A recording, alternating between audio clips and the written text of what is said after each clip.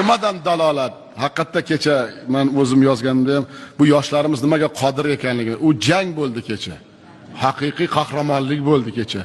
Millatimizni nimaga qodir ekanligini bilasizlarmi? Odam yuragi shunday sanchib o'tirdiki, endi bolalar endi o'zini shu men Amir Temur qoni bormanda, men o'zbekman deb o'zini shunday jasorat bilan yutdi-da ular. Bu nima? Bu ham mana esa bu futbolda men ochiq gap o'zim qo'lga olganman. Ichini tozaladik. Yosh bolalarda haligi tanish bilish bo'lmagan haqiqiy jaydari bolalar ular. Hech qaysini orqasida bir odami ham yo'q, hech kimi yo'q. Qashqadaryoda ham bir 3 ta bor edi. Agar adolat bo'lsa, adolat, korrupsiya bo'lmasa nima bo'lish mumkinligini kecha futbol ko'rsatdi. Nima aytsangiz, u millatimizni g'ururi hamma sohada shunday qilib ishlasak, bilasizlarmi?